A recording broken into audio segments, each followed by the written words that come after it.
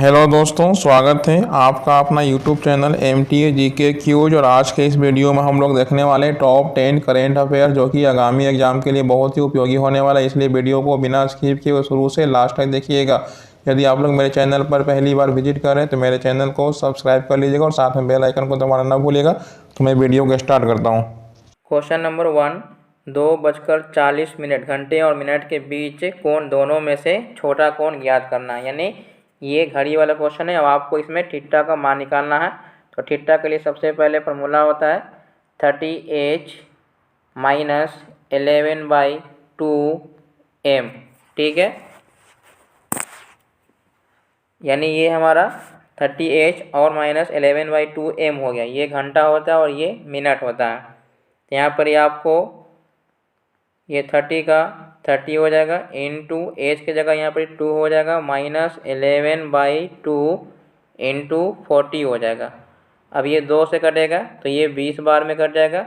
इसको गुना करेंगे तो 30 दूनी 60 हो जाएगा, माइनस 11 में 20 से गुना करेंगे तो 220 हो जाएगा। इसको घटाएंगे तो ये 160 हो जाएगा। कितना हो जाएगा? 160 डिग्री, जो कि ऑप्शन नंबर ए इसका राइट आंसर है। नेक्स्ट क्वेश्चन नंबर 2, उस विकल्प का चयन करें जो आकृति में प्रश्न चिन्ह के स्थान पर रखे जाने के लिए सर्वोत्तम उपयुक्त हो। तो ये आपको ट्रायंगल में 5 दिया हुआ है, 3 दिया हुआ है, 2 दिया हुआ है और ये 20 दिया हुआ है। तो ये त्रिभुज के अंदर 20 कैसे आया होगा? अगर जोड़ेंगे 5 3 8, 8 2 10, जोड़ने पर अगर 10 आता है, अगर हम इसको 2 से गुना करेंगे तो कितना हो जाएगा? 20 हो जाएगा। ठीक है, इसको अगर जोड़ते हैं 8 5 13, 13 1 14, यानी 14 में अगर हम 2 से गुना करेंगे तो हमारा 26 नहीं आएगा। इसका मतलब ये हम पैटर्न फॉलो नहीं करेंगे। हम फिर से चेक करेंगे, ये 5 है तो 5 को हम 3 से गुना करेंगे, फिर 2 से गुना करेंगे तो गुना करने पर हमें कितना आया? 30 आया। इसी को अगर जोड़ देते हैं 5 + 3 + 2, जोड़ने पे कितना आ जा रहा है? 10। अगर ये दोनों को घटाएंगे तो कितना आएगा? 20। इसका मतलब ये हुआ कि एक बार गुना करेंगे सभी में, दूसरे बार सबको जोड़ेंगे और तीसरा में घटा देंगे, तभी हमारा आंसर आएगा। तो हम फिर आगे चेक करते हैं। 8 में 5 से गुना करेंगे 40, 40 में 1 से गुना करेंगे तो 40 हो जाएगा, और माइनस जोड़ेंगे 8 5 13, 13 1 14, यानी अब इसको घटाएंगे तो हमारा 26 आ जा रहा है। यानी हमारा पैटर्न बिल्कुल फॉलो हो रहा है। 9 में 3 से गुना करेंगे, 9 × 27, 27 दूनी 54, सबको जोड़ेंगे 9 3 12, 12 2 14। अब घटाएंगे तो हमारा 40 आ जाएगा, जो कि ऑप्शन नंबर बी इसका राइट आंसर है। नेक्स्ट क्वेश्चन नंबर 3, उस विकल्प का चयन करें जो आकृति में प्रश्न चिन्ह के स्थान पर रखे जाने के लिए सर्वोत्तम उपयुक्त हो। तो यहाँ पर ही हमारा ये पैटर्न यहाँ दिया हुआ, ये खाली है, ये 7 है, ये 11 है और ये 20 है। तो 7 में कितना ऐड किया गया होगा? तो 4 ऐड किया गया। 11 में कितना ऐड किया है? तो 9 ऐड किया। अब 20 में कितना ऐड करेंगे? तो ये जो 4 आया है ये 2 का स्क्वायर होता है, ये जो 9 है ये 3 का स्क्वायर है। इसका मतलब कि नेक्स्ट हमें 4 का स्क्वायर करेंगे। 4 का स्क्वायर का मतलब 16 होता है। तो 20 में अगर हम 16 जोड़ देते हैं तो कितना हो जाएगा? 36 हो जाएगा, जो कि ऑप्शन नंबर डी इसका राइट आंसर है। नेक्स्ट क्वेश्चन नंबर 4, पवित्रा पूरब की तरफ 500 मीटर की दूरी तय करने के बाद बाएं मुड़ जाती है और 700 मीटर चलती है। फिर वह बाईं ओर मुड़ती है और 500 मीटर चलती है। अब वह शुरुआती बिंदु से कितनी दूर है? यानी ये हमारा डायरेक्शन वाला क्वेश्चन है। ये नॉर्थ है, ये साउथ है, ये वेस्ट है और ये ईस्ट है। ठीक है, तो यहाँ पर अगर मान के चलिए कि अगर वो यहाँ पर ही खड़ा है तो पूरा हमारा इस तरफ है, तो ये 500 मीटर इधर चल दिया। उसके बाद बाएं मुड़ती है, उसके बाद बाएं मुड़ती है, बाएं इसका इधर ऊपर की ओर हो जाएगा और ये कितना चलती है? 700 मीटर चलती है। फिर वह बाईं ओर मुड़ती है, इसका बाईं इधर हो जाएगा और ये 500 मीटर चल दी। तो पूछ रहा है शुरुआती और अंतिम बिंदु। तो ये हमारा अंतिम बिंदु है, ये हमारा शुरुआती बिंदु है। तो इसके बीच की दूरी कितना होगा? अगर ये 700 होगा तो ये भी हमारा 700 हो जाएगा, जो कि ऑप्शन नंबर बी इसका राइट आंसर है। नेक्स्ट क्वेश्चन नंबर 5, उस विकल्प का चयन करें जो 5वीं संख्या से उसी प्रकार संबंधित है जिस प्रकार दूसरी संख्या पहली संख्या से संबंधित है और चौथी संख्या तीसरी संख्या से संबंधित है। जैसे ये 441 दिया हुआ है तो 441 का संबंध 7 से है, 225 का संबंध किससे है, 5 से है, और 729 का संबंध किससे होगा। तो ये जो 441 है ये हमारा 21 का स्क्वायर है। इसका मतलब है कि 7 में अगर हम 3 से गुना करेंगे तो 21 हो जाएगा। 225 हमारा किसका स्क्वायर होता है, तो ये हमारा 15 का स्क्वायर है। यानी अगर हम 5 में 3 से गुना करेंगे तो हमारा 15 हो जाएगा। इसका मतलब ये हुआ कि हमें सब में 3 से गुना करना होगा। तो ये 729 जो होता है ये 27 का हमारा स्क्वायर है। इसमें मतलब ये हुआ कि हमको 9 से गुना करना होगा। ठीक है, तो 9 या 27 जो कि ऑप्शन नंबर 2 इसका राइट आंसर है। नेक्स्ट क्वेश्चन नंबर 6, इसमें आपको कथन और निष्कर्ष दिया हुआ। इस प्रकार के क्वेश्चन को सॉल्व करने के लिए वेन डायग्राम के माध्यम से बनाते हैं, जिसके लिए आपको 3 कॉन्सेप्ट मालूम होना चाहिए। पहला कॉन्सेप्ट है सभी। सभी में क्या होता है, इसमें एक छोटा सा सर्किल बड़े सर्किल के अंदर आ जाएगा। ठीक है। दूसरा कॉन्सेप्ट हमारा क्या है, कोई नहीं। दूसरा कॉन्सेप्ट है हमारा कोई नहीं। कोई नहीं में क्या होता है, इसमें कोई भी सर्किल एक दूसरे को टच नहीं करेगा। ठीक है। एक हमारा लास्ट कॉन्सेप्ट है तीसरा, जिसका नाम है कुछ कुछ। ठीक है। कुछ कुछ में हमारा क्या होता है, वो सर्किल एक दूसरे को चैन की तरह काटेगा। ठीक है। तो यही 3 कॉन्सेप्ट होता है। तो मैं उम्मीद करता हूँ आप समझ गए होंगे। तो मैं क्वेश्चन को सॉल्व करने वाला हूँ। पहला कथन है सभी बिल्लियाँ कुत्ते हैं, यानी सभी वाला हमारा डायग्राम इस प्रकार से बनता है। अब आपका डाउट होगा कि इसमें कौन सा छोटा होगा कौन सा बड़ा होगा। तो जिसमें सभी वर्ड लगा होगा यानी बिल्ली के साथ लगा हुआ तो वो छोटा हो जाएगा और कुत्ता हमारा बड़ा हो जाएगा। उसके बाद है कुछ कुत्ते, या कुछ वाला हमारा फिगर इस प्रकार से बनता है, H4 हाथी हो जाएगा। उसके बाद है सभी हाथी, सभी हाथी ऊँट है, तो सभी वाला हमारा इस प्रकार से बनता है। ठीक है। अब हम जाते हैं निष्कर्ष की ओर। पहला निष्कर्ष है सभी बिल्लियाँ हाथी है। सभी बिल्लियाँ हाथी, इसका मतलब है कि हमारा सभी वाला इस प्रकार से डायग्राम बनता है। तो ये बिल्ली और यहाँ पर ऐसे हाथी होना चाहिए, जो कि बिल्ली यहाँ पर है, हाथी काफ़ी दूर है, यानी पहला हमारा गलत है। उसके बाद है कुछ बिल्लियाँ हाथी है, तो बिल्ली यहाँ है, हाथी यहाँ काफ़ी दूर है, तो नहीं होगा। कुछ हाथी कुत्ते हैं, तो ये हमारा हाथी वाला है और ये हमारा कुत्ता वाला, यानी टच में है, ये सही है। कुछ ऊँट कुत्ते हैं। ठीक है। तो ये हमारा जो बड़ा सा पार्ट है ये ऊँट वाला है और ये कुत्ता वाला यहाँ पर ये टच में, इसका मतलब ये भी हमारा सही है। तो निष्कर्ष केवल 3 और 4 अनुसरण कर रहा है। यदि आप लोगों को मेरा वीडियो अच्छा लग रहा है तो वीडियो को लाइक कीजिए, नए हैं तो चैनल को सब्सक्राइब कर लीजिएगा। नेक्स्ट क्वेश्चन नंबर 7, निम्नलिखित में से कौन सी संख्या दी गई श्रृंखला में प्रश्न चिन्ह का स्थान लेगी। जैसे ये 216 है, 343 है, 729 है, 1000 है। तो 216 जो है वो 6 का क्यूब है, 343 जो है वो 7 का क्यूब है। इसका मतलब है नेक्स्ट हमारा 8 का क्यूब होगा और 8 का क्यूब होता है 512 होता है। नेक्स्ट यानी ऑप्शन नंबर, इस क्वेश्चन का राइट आंसर हो जाएगा ऑप्शन नंबर 1 इसका सही जवाब है। नेक्स्ट क्वेश्चन नंबर 8, निम्न आकृति में कितने त्रिभुज है। तो इसमें आपको त्रिभुज काउंटिंग करना है, टोटल इसमें कितने त्रिभुज है। तो ये मैं आप लोगों के लिए SW के रूप में दे रहा हूँ। यदि आप लोग रेलवे की तैयारी करते हैं तो मैं उम्मीद करता हूँ आप लोग इसे खुद से सॉल्व करके अपना आंसर हमें कमेंट करके ज़रूर बताइएगा। ठीक है, इसमें कितने टोटल त्रिभुज हैं। तो मैं बढ़ता हूँ अगले प्रश्न की ओर। क्वेश्चन नंबर 9, किस विकल्प में निम्नलिखित शब्दों का वह क्रम दिया गया जिसमें क्रम में वे अंग्रेजी शब्दकोश में आते हैं। इसको हमें अल्फ़ाबेट के हिसाब से अरेंज करना है। तो पहला है F, दूसरा है I। ठीक है। तो सभी में F I कॉमन हो गया। उसके बाद हम देखेंगे कि FI के बाद हमारा N आ रहा है, FI के बाद G आ रहा है, FI के बाद G आ रहा है, उसके बाद R आ रहा है, उसके बाद N आ रहा है। तो FI के बाद 2 N आ रहा है और 2 G आ रहा है, इसका मतलब एक R आ रहा है। तो ये सभी में से सबसे पहले अब हम G को देखेंगे। ठीक है, सबसे पहले हम G को देखेंगे। तो G वाला हमारा एक यहाँ पर है और एक यहाँ पर है। अब देखना है कि G के बाद यहाँ पर ही H आ रहा है और G के बाद यहाँ पर U आ रहा है।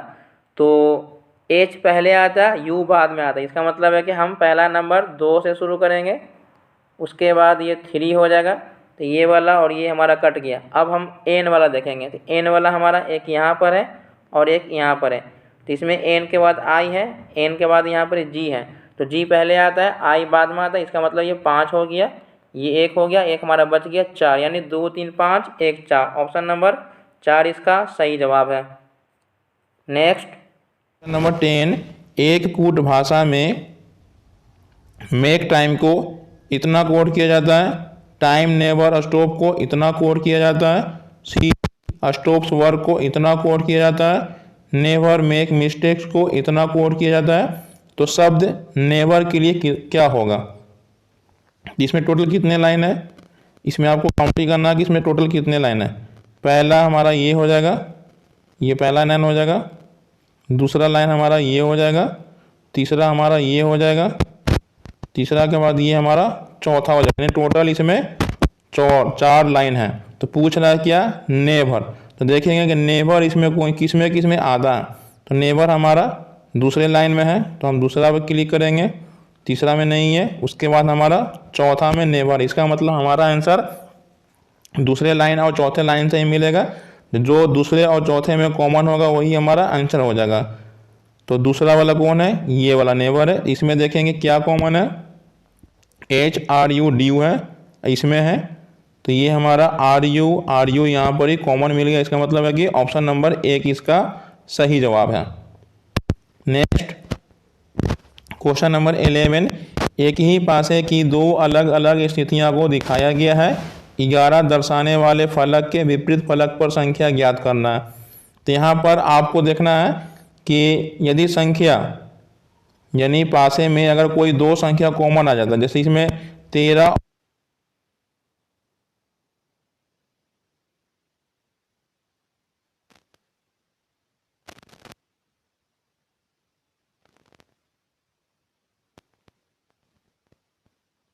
नेक्स्ट क्वेश्चन नंबर 12, 7 व्यक्ति MNOPQR और S एक सीधी पंक्ति में उत्तर की ओर मुंह करके बैठे हैं। P M के दाईं ओर से तीसरे स्थान पर है, Q और S के बीच केवल 4 व्यक्ति बैठे हैं। O Q के दाईं ओर से तीसरे स्थान पर बैठा है, R Q के बाईं ओर ठीक बगल में बैठा है। तो पंक्ति के ठीक मध्य में कौन बैठा है? तो ये सीटिंग अरेंजमेंट वाले क्वेश्चन है जो कि ये सीधी लाइन में बैठा हुआ, ठीक है। तो टोटल इसमें 7 व्यक्ति हैं। कितने व्यक्ति हैं? 7 व्यक्ति हैं। तो पहले 7 व्यक्ति को बैठाते हैं, 1 2, टोटल इसमें कितने व्यक्ति हैं? 7 व्यक्ति हैं। तो इसमें आपको शुरू कहाँ से करना है? आपको शुरू वहीं से करना है, इसमें जिसका स्थान 100% फिक्स हो आपको वहीं से शुरू करना है।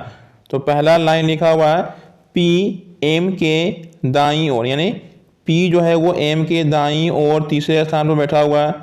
तो P M कहते हैं, M का दाईं ओर इधर हो जाएगा, M का दाईं ओर इधर हो जाएगा, ठीक है। तो पहला, दूसरा, तीसरा, P हमारा यहाँ पर हो जाएगा, ठीक है। तो P जो है वो M के दाईं ओर तीसरे स्थान पर हो गया। उसके बाद लिखा हुआ है Q और S के बीच केवल 4 व्यक्ति बैठा हुआ। तो यहाँ पर हम Q ले लेते हैं और यहाँ पर ले लेते हैं, इसके बीच में हमारा 4 व्यक्ति हो गया, ठीक है। 4 व्यक्ति, 1 2 3 4 व्यक्ति हो गया। उसके बाद क्या पूछ रहा है? O Q के दाईं ओर से तीसरे स्थान पर बैठा हुआ। तो Q का दाईं ओर इधर हो जाएगा, जो कि ये 1 2 और यहाँ पर ये Q हो जाएगा, ठीक है। उसके बाद लिखा हुआ है R Q के बाईं ओर ठीक बगल में, तो R यहाँ पर हो जाएगा। अब क्वेश्चन में आपको देखना कि इसमें कितने बंदे बैठ गए, 3 3 6 बैठ गया। तो एक बच गया हमारा N, तो यहाँ पर N को बैठा देंगे क्योंकि यहाँ पर एक स्थान खाली है। अब आपसे पूछ रहा है कि पंक्ति के ठीक मध्य में कौन है, तो 1 2 3 इधर काट देंगे, 1 2 3, यानी चौथे नंबर, ऑप्शन नंबर 2 इसका राइट आंसर है। नेक्स्ट क्वेश्चन नंबर 13, उस विकल्प का चयन करें जो पांचवें पद से उसी तरह से संबंधित है जिस तरह से दूसरा पद पहले पद से संबंधित है और चौथा पद तीसरे पद से संबंधित है। तो यहाँ पर जैसे ये लिखा हुआ है रेमंड, तो ये है मया। इसका मतलब ये हुआ, देखने से पता चल रहा है कि अल्फ़ाबेट को सिर्फ पलट दिया गया है, ठीक है। अल्फ़ाबेट को क्या कर दिया है? सिर्फ पलट दिया गया है। जैसे ये दूसरा में लिखा हुआ है COMMA, ठीक है। इसको पलट के कैसे लिखा हुआ है, एम एम एम एम हो गया, ओ सी डी, तो हमको देखने से पता चल रहा है ये किसे है, जैसे ये डी एन ए, ठीक है। फिर ये एम एम ओ सी, इसका मतलब पहले के 4 गया और लास्ट का पलटा गया, ठीक है, लास्ट का 3 डिजिट। तो पहले के 4 1 2 3 4, यानी पी से शुरू करेंगे तो पी एम ओ सी, लास्ट ई आर, इसका मतलब ऑप्शन नंबर 3 इसका सही जवाब है। क्वेश्चन नंबर 14, 6 मित्र के एल एम एन ओ और पी एक वृत्ताकार मेज के परितः केंद्र के विपरीत दिशा की ओर मुंह करके बैठे हैं। एम ओ के बाईं ओर ठीक बगल में और के दाईं ओर ठीक बगल में, के एन के दाईं ओर ठीक बगल में, एल एन के बाईं ओर ठीक बगल में बैठा है, पी एल ओ के बीच में बैठा हुआ, पी के दाईं ओर ठीक बगल में कौन बैठा हुआ है। तो ये है सीटिंग अरेंजमेंट वाले क्वेश्चन है, ठीक है। ये क्या है, सीटिंग अरेंजमेंट वाले क्वेश्चन है। तो यहाँ पर आपको ध्यान से देखना होगा, आपको शुरू कहाँ से करना है, जहाँ पर इसकी 100% स्थान फिक्स हो, ठीक है। तो यहाँ पर सबसे पहले हम एक सर्किल ले लेते हैं। सर्किल लेने के बाद हमें यहाँ पर क्या है, विपरीत की ओर है। तो 1 2 3 4 5 6, यानी टोटल 6 व्यक्ति हैं, तो मैंने सभी को बैठा दिया है। उसके बाद यहाँ पर अब देखना है आपको कहाँ से शुरू करना है, जिसका स्थान 100% फिक्स हो। तो एम जो है ओ के बाईं ओर होगा, यानी यदि ओ को हम यहाँ रखेंगे तो एम जो है ओ के बाईं ओर है, तो ओ के बाईं ओर एम हो गया। और जो होता है वो दूर के लिए होता है, तो के से दूर कौन है, एम है।